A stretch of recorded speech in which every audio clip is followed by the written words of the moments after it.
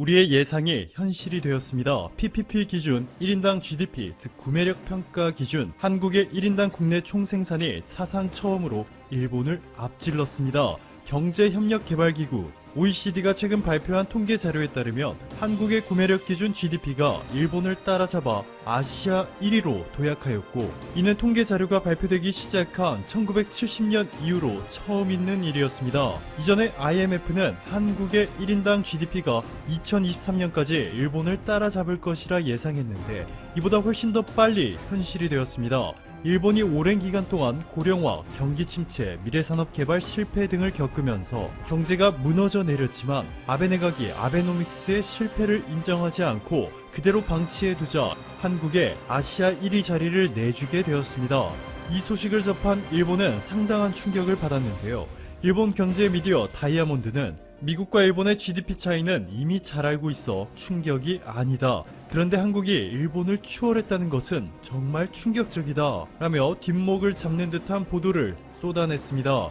자, 그런데 여기까지는 준비운동에 불과했습니다. 현재 한국이 일본을 추월한 것은 구매력 기준 1인당 GDP인데 이제부터는 구매력 기준이고 뭐고 다 떠나서 총 GDP까지 일본을 추월하려는 한국의 큰 그림 설계가 시작되고 있습니다. 여기 일본이 수출하고 있는 국가들을 보시면 중국, 미국, 한국, 그리고 유럽 이렇게 네 군데가 핵심인데요. 일본이 한국을 스스로 놓친 것은 이제 오래된 이야기고, 최근 시진핑이 일본 방문을 결국 연기하기로 결정하는 바람에 4월 국빈 방일이 무산되자 중국과의 외교 관계도 답이 보이지 않는 상황으로 암울해졌습니다. 자, 이런 상황에서 결국 일본에게 남은 희망은 미국과 유럽인데요. 최근 유럽에서마저 한국과의 경쟁에서 완벽하게 패하면서 최대의 위기를 맞이하고 있습니다. 한국의 삼성 SDS가 이스라엘의 첨단 기업 크레도락스와 손을 잡게 되면서 유럽 시장을 완전히 장악할 준비를 마쳤습니다.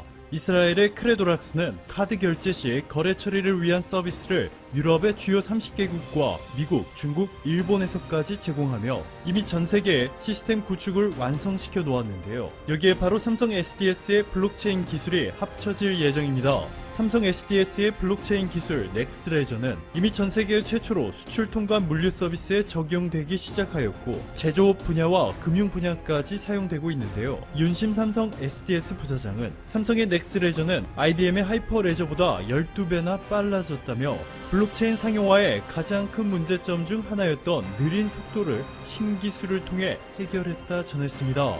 이스라엘 크레도락스의 이갈 로템 최고 경영자는 크레도락스의 플랫폼에 삼성의 블록체인 기술이 결합하여 시스템 운영, 기업 간 거래, 회계 프로세스 등의 분야에서 혁신이 있을 것이라 전했습니다. 즉 미래에는 유럽에서 거래되는 카드 및 대부분의 결제들이 모두 삼성의 넥스레저를 통해 이루어지면서 7억 명이 넘는 유럽인들의 금융활동이 한국의 기술력에 의존하게 될 전망입니다. 이뿐만이 아니죠. 한국의 SK텔레콤이 유럽 최대 양자암호통신 시험망 구축 프로젝트에서 무려 절반을 따내는 데 성공하였습니다. 양자암호통신은 궁극의 보안통신 기술로 알려졌는데요. 보안이 생명의 5G 네트워크가 빠르게 상용화되고 있는 현 시점에서 핵심 중에서도 핵심이라 볼 수 있습니다. 이에 일본도 엄청난 자금을 투입해 글로벌 양자암호 시장에서 선두 자리를 차지하기 위해 온갖 노력을 다해왔지만 이번 유럽에서의 결과는 처참했습니다.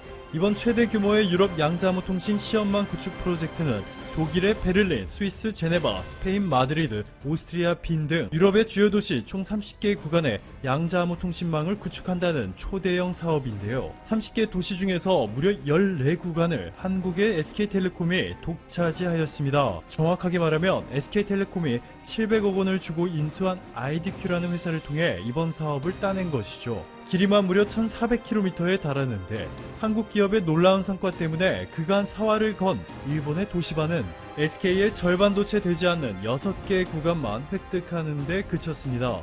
일본으로서는 매우 실망적인 결과죠. 여기에 SK텔레콤은 유럽 최대 이동통신사인 독일의 도이치텔레콤과 손을 잡고 한국의 5G 기술을 기반으로 한 5G 중계기를 독일의 주요 도시마다 구축하기로 하였습니다. 한국의 SK텔레콤이 세계 최초로 개발에 성공한 5G 솔루션이 네트워크 환경이 한국과 비교해 열악한 유럽에서의 문제점을 시원하게 해결해주며 잭팟을 터뜨린 것인데요. 오래전부터 유럽 통신사들과 사업협력을 추진한다고만 발표한 뒤 아무런 눈에 띄는 성과를 거두지 못하고 있는 일본 통신회사들이 한국과 상당히 비교되고 있습니다. 보시는 것처럼 반도체와 바이오, IT 등 미래 유망 산업들을 중심으로 글로벌 시장을 제패하고 있는 한국과는 달리 일본 경제를 주도하고 있는 회사들은 이미 하향세를 그리고 있는 자동차 산업에 NTT 도코모, 소프트뱅크, KDDI 등의 통신 회사들이죠. 그런데 이 통신 회사들마저 글로벌 시장에서 한국과의 경쟁에서 밀려 추락하면서 일본이 받을 타격은 상상 이상으로 불어나고 있습니다. 오늘도 감사합니다. 최고로 행복한 하루 보내시길 바랄게요. 안녕하세요. 최근 이런저런 문제로 시끄러워지는 도쿄올림픽. 그런데 그런 헛발질에도 우리는 아쉬울 게 없었습니다. 왜냐하면 그 대체지로 제주도가 급부상을 하고 있기 때문입니다. 바로 이전 영상에서도 말씀드렸듯이 피난민 수용소를 연상시키는 선수촌의 숙소 시설과 선수들에 대한 각종 규제와 통제들, 그리고 환경이나 음식 문제 등등으로 많은 나라의 선수들이 곤란해했고 아직 이런 현실을 잘 모르는 나라들도 많이 있기 때문에 전 세계적으로 도쿄를 대체할 지역의 마련이 시급한 상태입니다. 이런 상황을 발빠르게 캐치한 제주특별자치도는 2020년 도쿄올림픽을 준비하는 국가와 선수들을 위해서 전지훈련 유치를 위한 특별 TF팀을 구성하고 국제훈련 캠프 유치를 위한 전략 수립과 전지훈련 선수단 유치에 총력을 기울이겠다고 밝혔습니다. 제주도는 따뜻한 기후와 자연 환경, 그리고 올림픽 개최지와 가깝다는 지리적인 장점이 있는데요. 선수단 유치는 물론 그 나라들과의 국제 교류까지도 생각하는 장기적인 계획으로 보고 있다고 합니다. 앞으로는 1월부터 4월까지는 전지훈련 유치 관련 마케팅에 힘을 쓰고 5월부터 올림픽이 끝날 때까지는 선수들의 컨디션을 최상으로 끌어올릴 수 있는 편안한 숙소 중심의 선수 캠프 유치 활동을 전개를 합니다. 그리고 저쪽 나라보다 빠르고 정확한 행정 서비스도 방법을 모색하고 있는데 특히 양국을 자유롭게 왔다 갔다 하는데 문제가 없도록 출입국 절차나 비자 문제도 간소화하겠다고 밝혔습니다. 물론 우리의 제주도로 들어오거나 나갈 때야 빠른 처리가 가능해지는 것은 거의 확실하지만 도쿄 공항으로 들어갈 때 빠른 처리가 될지는 의문입니다. 예를 들면 동남아나 유럽의 선수단들이 도쿄가 좀 걱정이 된다 싶으면 제주도로 와서 좋은 환경에 좋은 숙소, 좋은 음식을 먹으면서 훈련을 하다가 본인들 경기가 있는 며칠 전에 도쿄로 들어갈 수 있도록 마케팅을 시작하겠다고 밝혔습니다. 그런데 재미있는 사실은 이런 마케팅 부문에서 우리 한국 내에서도 각국의 선수단 유치를 위해 뜨겁게 경쟁이 붙었다고 하는데요. 부산광역시는 지역 내 13개 병원과 협약을 체결해서 전지훈련 중 부상을 당한 선수에 대해 최상의 서비스를 제공하겠다고 밝혔고 홈페이지에 7개 국어를 지원하는 외국어 홈페이지를 구축해 외국 선수들이 병원 정보를 검색하기 용이하게 할 계획입니다. 그리고 인천공항과 가까운 인천시는 한국관광공사와 외국인 전지훈련단 유치를 위한 업무 협약을 체결을 하고 인천공항의 인프라 제공 및 2014년 인천 아시안게임 때 사용했던 경기장과 숙박시설을 제공하기로 했습니다. 또한 충북 충주시도 2013년에 열렸던 세계 조정 선수권 대회를 개최했던 경험과 시설을 활용을 해서 도쿄올림픽 조정과 카누와 관련된 종목에 출전하는 선수단에 전지훈련 장소와 숙소를 제공하기로 했습니다. 그리고 경기도 고양시의 경우에는 우리 국가대표팀이 쓰던 종합체육관과 국가대표 야구장, 수영장, 역도 훈련장이 있는데 일정에 문제가 생기지 않는 선에서는 빌려줄 수 있다 라고 말했습니다.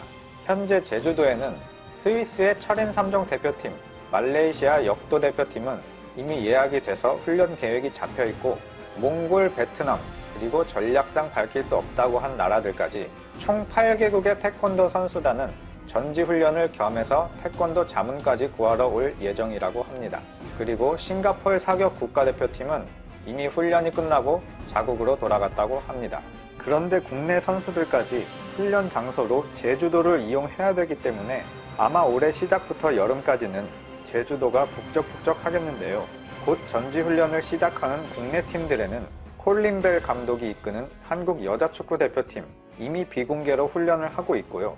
수영과 다이빙 국가대표팀 46명, 그리고 올림픽 대표는 아니지만 전국체전을 준비하는 수영연맹 선수와 실업팀 선수 총 400명, 대한복싱협회 선수 등 500명이 전지훈련을 위해 제주도에 짐을 풀 예정입니다. 또한 외국팀이나 국내팀이나 마찬가지로 전략상 훈련 일정을 노출시키면 안 되는 경우도 많기 때문에 조용히 왔다 가는 팀까지 합치면 제주도를 이용하는 팀들은 훨씬 더 될 것으로 예상이 됩니다. 제주시청 관계자는 이런 식으로 차별화된 글로벌 마케팅 전략을 통해서 선수단과 숙소 유치는 물론 한 번 왔던 선수들이 대회가 끝난 후에는 관광객화가 되는 선순환 구조가 최종적인 목표라고 밝혔습니다. 여담이지만 한라일보나 제주신문 등의 지역신문에서는 일본과 상대적으로 가까운 거리도 장점이지만 제주도 쪽이 체류 경비면에서 월등히 앞선다면서 경제 여건이 조금 안 좋은 나라들한테는 도쿄의 물가랑 제주도 물가의 차이가 체감이 많이 될 것이다. 굳이 우리가 유치에 열을 올리지 않아도 그것을 알고 있는 나라에서는 알아서 찾아오지 않을까 라는 의견도 있었습니다. 오늘 소식은 여기까지고요. 끝까지 시청해주셔서 감사합니다. 오늘도 좋은 하루 보내세요.